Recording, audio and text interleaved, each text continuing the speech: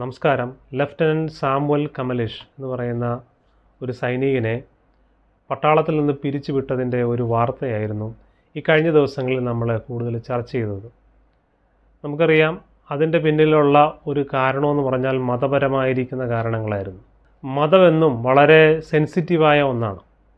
അപ്പോൾ ഈ മതവിശ്വാസം സ്വീകരിച്ച വ്യക്തി പട്ടാളത്തിലായാലും പോലീസിലായാലും സാധാരണ പൗരനായാലും വ്യക്തിപരമായിട്ട് വിശ്വാസങ്ങളും അതനുഷ്ഠിക്കാനുള്ള സ്വാതന്ത്ര്യവുമൊക്കെ നമ്മളുടെ ഭരണഘടന നൽകുന്നതാണ്. നമ്മുടെ ഭരണഘടനയുടെ മതസ്വാതന്ത്ര്യത്തെക്കുറിച്ച് പറയുമ്പോൾ നമ്മൾ വാതോരാതെ സംസാരിക്കുന്നതായ ഒന്നാണ്. എന്നിരിക്കെ ഈ കഴിഞ്ഞ ദിവസങ്ങളിൽ മുഴുവൻ ചർച്ചയായ വിഷയമെന്ന് പറഞ്ഞാൽ സിഖുകാരുടെ ക്ഷേത്രത്തിൽ പ്രവേശിച്ചിട്ട് അവിടെ പൂജ ചെയ്തില്ല എന്നതിൻ്റെ പേരിൽ ഒരു സൈനികനെ ആ സൈനികൻ്റെ മേലുദ്യോഗസ്ഥൻ അവിടെ നിന്നും പിരിച്ചുവിട്ടതായിട്ട് പറയുകയാണ്. അത് ഡൽഹി ഹൈക്കോടതി എന്ത് ചെയ്തു? അത് ശരിവെച്ചു. അതുപോലെ തന്നെ ഇപ്പോൾ സുപ്രീം കോടതി എന്ത് ചെയ്തു? അതിനെ ശരിപ്പിച്ചു. ചുരുക്കി പറഞ്ഞു കഴിഞ്ഞാൽ ഈ സാമുവൽ കമലേഷ് എന്ന് പറയുന്ന ക്രിസ്ത്യാനി സൈന്യത്തിൽ ജോലി ചെയ്യാൻ യോഗ്യനല്ല എന്ന് തീർപ്പ് കൽപ്പിക്കപ്പെട്ടു. അദ്ദേഹത്തിന് സൈനികപരമായിരിക്കുന്നതായ ഡിസിപ്ലിൻ ഇല്ല. തൻ്റെ മേലുദ്യോഗസ്ഥൻ പറഞ്ഞ കാര്യം കൃത്യമായി ചെയ്യാത്തതിനാൽ തൻ്റെ കർത്തവ്യത്തിൽ അദ്ദേഹം എന്ത് ചെയ്തു? വീഴ്ച വരുത്തിയിരിക്കുന്നു. അതുകൊണ്ട് അദ്ദേഹം പട്ടാളത്തിൽ തുടരുവാൻ അയോഗ്യനായിരിക്കുന്നൊരു വ്യക്തിയാണ് എന്ന് അതിനെ ശരിവെക്കുകയുണ്ടായി. വളരെ മൂർച്ചയേറിയ ഭാഷയിലാണ് സുപ്രീം കോടതി പോലും സാമുവൽ കമലേഷിൻ്റെ പ്രവൃത്തിയെ വിലയിരുത്തിയത്. അതിൻ്റെ കാരണമെന്ന് പറഞ്ഞാൽ സൈനികൻ ആയിരിക്കെ അദ്ദേഹം ചെയ്യേണ്ട കാര്യമെന്ന് പറഞ്ഞാൽ തൻ്റെ മേലുദ്യോഗസ്ഥൻ പറഞ്ഞ കാര്യം കൃത്യമായിട്ട് നിർവഹിക്കണം. സാമുവൽ കമലേഷിൻ്റെ മേലുദ്യോഗസ്ഥൻ അദ്ദേഹത്തോട് പറഞ്ഞ കാര്യം ഇദ്ദേഹത്തിൻ്റെ ഗുരുദ്വാര പോലുള്ള സിഖുകാരുടെ ഈ ആരാധനാലയത്തിൽ കയറി പൂജ ചെയ്യാനാണ് പറഞ്ഞത്. അതായത് ഒരു മതകർമ്മം, ഒരു മത ആചാരം അനുഷ്ഠിക്കാനാണ് പറഞ്ഞത്. അദ്ദേഹത്തിൻ്റെ ഡ്യൂട്ടിയുടെ ഭാഗമായിട്ടാണോ ഒരു മത ആചാരം ചെയ്യേണ്ടത് അല്ലെങ്കിൽ പൂജ ചെയ്യേണ്ടത്? ഒരു പട്ടാളക്കാരനെ സംബന്ധിച്ചിടത്തോളം രാജ്യത്തെ കാക്കുക, രാജ്യത്തിലെ പൗരന്മാരെ കാക്കുക എന്നതാണ് പ്രധാനപ്പെട്ടതായിരിക്കുന്ന ജോലി. മാത്രമല്ല അവരുമായി ബന്ധപ്പെട്ടതായിരിക്കുന്ന കാര്യങ്ങളെല്ലാം എന്ത് ചെയ്യണം? അവർ ഡ്യൂട്ടിയുടെ ഭാഗമായിട്ട് ചെയ്യണം എന്നുള്ളത് സത്യം തന്നെയാണ്. എന്നാൽ ഒരു മതകർമ്മം അനുഷ്ഠിക്കാനായിട്ട് പ്രത്യേകമായിട്ട് അദ്ദേഹത്തിൻ്റെ മേലുദ്യോഗസ്ഥൻ പറഞ്ഞു. അത് നിഷേധിച്ചതിൻ്റെ പേരിൽ അദ്ദേഹത്തെ പുറത്താക്കുകയായിരുന്നു. സാമുവൽ കമലേഷ് പറഞ്ഞ കാര്യമെന്ന് പറഞ്ഞു കഴിഞ്ഞാൽ പൂജ ചെയ്യുകയെന്ന് പറയുന്നത് തൻ്റെ വിശ്വാസത്തിന് നിരക്കാത്തതാണ്, തൻ്റെ വിശ്വാസത്തിന് എതിരായിട്ടുള്ള കാര്യമാണ്. എന്നാൽ താൻ സർവ്വധർമ്മസ്ഥൽ പോലുള്ള ഇടങ്ങളിൽ താൻ വേണ്ടുന്നതായിരിക്കുന്ന ബഹുമാനത്തോടുകൂടി ഇടപെടാറുണ്ട്. എന്നാൽ ഈ പൂജ ചെയ്യുക എന്ന് പറയുന്നത് എൻ്റെ വിശ്വാസത്തിനെതിരാണ്, അതുകൊണ്ട് എനിക്കത് ചെയ്യാൻ ബുദ്ധിമുട്ടാണെന്നാണ് പറഞ്ഞത്. അതല്ലാതെ അവിടെ അതിൻ്റെ അകത്ത് കയറിയിട്ട് ചെയ്യേണ്ടതായിരിക്കുന്ന ഏതെങ്കിലും ഒരു ഡ്യൂട്ടിയെക്കുറിച്ചല്ല ഇവിടെ പറയുന്നത്. പകരം ഒരു മതപരമായിരിക്കുന്ന ഒരു കർമ്മം അനുഷ്ഠിക്കാനായിട്ട് ഒരാൾ നിർബന്ധിക്കുകയാണ്. തൻ്റെ ഈ സാമുവൽ കമലേഷിൻ്റെ മേലുദ്യോഗസ്ഥൻ അദ്ദേഹത്തെ നിർബന്ധിച്ചു. ആ നിർബന്ധം തൻ്റെ വിശ്വാസപ്രകാരം ശരിയല്ല, അത് ചെയ്യാൻ പാടില്ല എന്ന് പറയാനുള്ള സ്വാതന്ത്ര്യം ഇന്ത്യയിലുണ്ടോ ഇല്ലയോ എന്നുള്ളതാണ് ചോദ്യം. ആർട്ടിക്കിൾ 25 പ്രകാരം ഇന്ത്യയിലെ ഏതൊരു പൗരനും, അത് പട്ടാളക്കാരനാണെങ്കിൽ കൂടിയും, അദ്ദേഹത്തിന് തൻ്റേതായിരിക്കുന്ന വിശ്വാസവും തൻ്റേതായിരിക്കുന്ന മത ആചാരങ്ങളും വിശ്വാസങ്ങളും ഒക്കെ പിൻപറ്റാനും അതിനെ മുറുകെ പിടിക്കുവാനുമുള്ള സ്വാതന്ത്ര്യമുണ്ട്.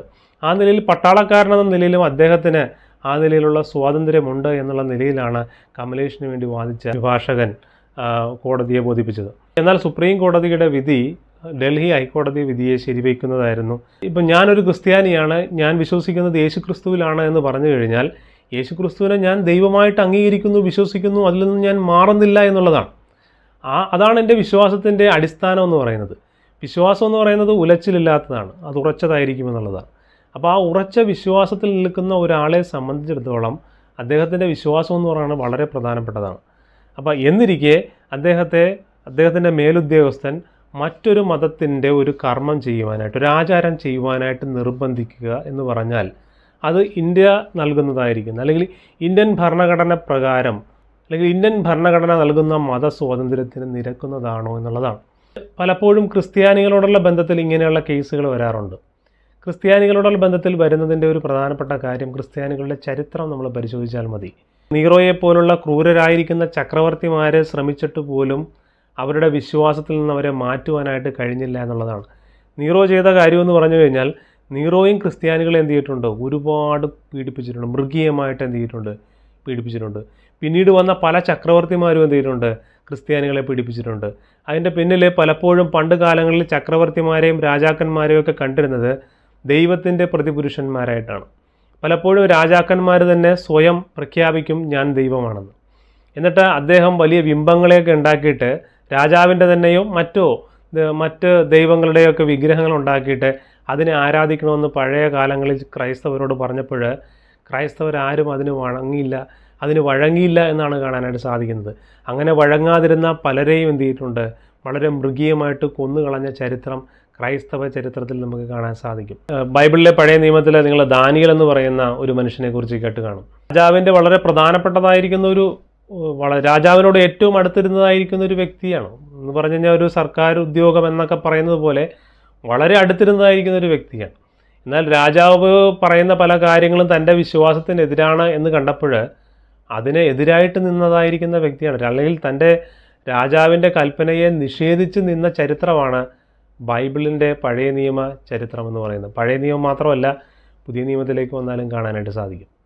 അപ്പോൾ അങ്ങനെ ഒരു പാരമ്പര്യം ആർക്കുണ്ട്? ക്രൈസ്തവർക്കുണ്ട്, ജൂതന്മാർക്കുണ്ട് എന്നുള്ളതാണ്. രാജാവിൻ്റെ കൽപ്പന എന്ന് പറഞ്ഞു കഴിഞ്ഞാൽ അത് നിഷേധിക്കുന്നവർക്ക് മരണമാണ് ശിക്ഷ. അല്ലെങ്കിൽ ചക്രവർത്തിയുടെ കൽപ്പന എന്ന് പറഞ്ഞു കഴിഞ്ഞാൽ അത് നിഷേധിക്കുന്നവൻ പിന്നെ ഭൂമിയിലുണ്ടാകില്ല. എന്നിരിക്കെ രാജാവിൻ്റെ ബിംബത്തെയും അല്ലെങ്കിൽ രാജാവ് ആരാധിച്ചിരുന്ന ബിംബത്തെയും ഒക്കെ ആരാധിക്കാതെ അതിനെ നിഷേധിച്ച് അതിനെ എതിർത്ത് നിന്ന ചരിത്രമാണ് ക്രൈസ്തവൻ്റെ ചരിത്രം എന്ന് പറയുന്നത്. അതുകൊണ്ട് തന്നെ നമുക്കറിയാം തീവ്രവാദികൾ പലരെയും പിടിച്ചുകൊണ്ട് പോകാറുണ്ട്. ഇപ്പോൾ നമുക്കറിയാം നൈജീരിയയിലൊക്കെ പല കൂട്ടക്കുരുതിയൊക്കെ നടക്കുന്നുണ്ട്. മറ്റ് ടെററിസ്റ്റ് ഗ്രൂപ്പുകളൊക്കെ എന്ത് ചെയ്യും? ഈ ക്രൈസ്തവരെ പിടിച്ചുകൊണ്ട് പോയിട്ട് അവരുടെ നേരെ അവരുടെ കഴുത്തിൽ വാള് വെച്ചും അതുപോലെ തന്നെ അവരുടെ തോക്ക് ചൂണ്ടിയുമൊക്കെ അവരുടെ വിശ്വാസത്തിൽ നിന്ന് അവരെ മാറ്റാനായിട്ട് യേശുക്രിസ്തുവിനെ തള്ളിപ്പറഞ്ഞ് അവരുടെ മതം സ്വീകരിക്കാനായിട്ട് പറയുന്ന സമയത്ത് അതിന് നേരെ നെഞ്ചുവിരിച്ച് നിന്നുകൊണ്ട് അതിന് കീഴടങ്ങാത്തതായിരിക്കുന്ന ക്രൈസ്തവരെയാണ് കാണാനായിട്ട് സാധിക്കുന്നത്. അപ്പോൾ ക്രൈസ്തവൻ്റെ ചരിത്രം എടുത്ത് നോക്കിക്കഴിഞ്ഞാൽ അവനൊരു വിശ്വാസമുണ്ട്. അവൻ വിശ്വസിക്കുന്നത് എന്ത് ചെയ്യാറില്ല, യഥാർത്ഥ ക്രൈസ്തവൻ എന്ത് ചെയ്യാറില്ല, വിട്ടുമാറുകയില്ല എന്നുള്ളതാണ്.